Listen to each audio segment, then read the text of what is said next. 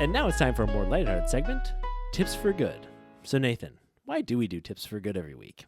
Well, Michael, I'm so glad you asked, because we do Tips for Good every week because I don't think you're ready for this jelly. I don't think you're ready for this jelly. I don't think you're ready for this. Okay. Yeah. All right. Well, Nathan has had a stroke. And that's a shame. It's a shame this will be our last episode. What are you talking about? Here I was sitting around just waiting for my toast to finish cooking so I could put jelly on it. And, I don't think you're ready for that jelly that I'm going to put on the toast that I smell right now. Are you talking to the toast in this context? Is it like my toast isn't toasted enough, so it's not ready for the jelly? Maybe we shouldn't go down this path. No, exactly. Like I'm telling the toast, Yep. because we don't actually have a toaster. Like when we make toast, we actually Use the we broiler. we cook it in the pan. Like we just cook in it the in a pan. pan. Everything's Yeah. Texas toast with you people. Yeah. We just cook it You in the and Ted pan. Cruz. And I'm watching it. As I'm watching it, I'm just like, bro, I don't think you're ready for this jelly. I don't think. And I keep saying it over and over again, and then it's done, and I'm Sure. like, okay, now you are. So So now you are ready. Okay, well, great. And you know what? Toast is great. We love toast. toast is good.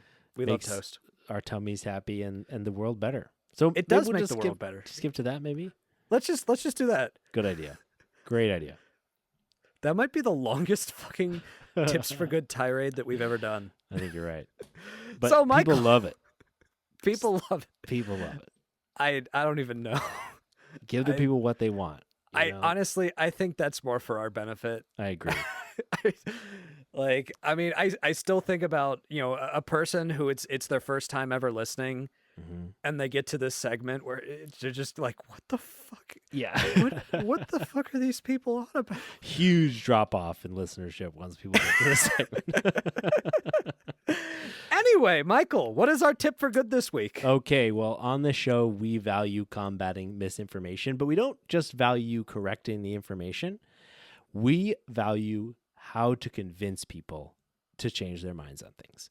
And so I think like that's something we talk about a lot. We talk about, we have the Here's Why That's Bullshit segment where we debunk bullshit talking points. But ultimately, it's about, a lot of what we talk about is persuasion related. How do you have the information or use the techniques that actually are able to get people's attention and change their minds? And so we want to talk about one of those techniques today. So this is a method for correcting misinformation that someone has that has led to them to have basically an incorrect opinion about a particular subject. And basically it relies on the idea that if you just tell someone they're wrong, they're going to shut off to your input, right? They're going to close up, not listen to you. No one likes to be told they're wrong. And so rather than correcting directly misinformation, this method called the bypass method works a little bit differently.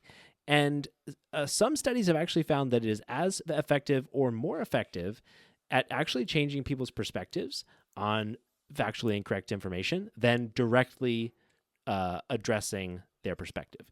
So basically, this is how it works.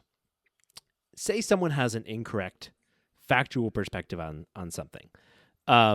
For example, say that they say something along the lines of, quote, genetically modified foods have health risks, right?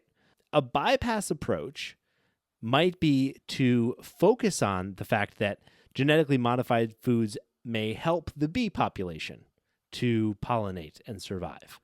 And so basically the idea is, in order to change someone's perspective on a specific topic, it's not actually always necessary to change their belief about a specific fact about that topic. You can actually go and talk about something related to that topic that opens the door and provides a wedge to them changing their mind about that topic ultimately. So, another example is like if someone has a factually incorrect claim that human-caused climate change is not real. Rather than saying like, actually it is 95% of scientists agree that it is, you could say something along the lines of, but it does seem like a lot more severe weather events have been occurring all around the globe. And that makes me really nervous. And I'm, worried about my my family's safety and the safety of my property. And so you start to open up that opportunity for them to adjust their beliefs on a subject by misdirecting them to talk about something related to it. And that's the bypass method. And that's Tips for Good.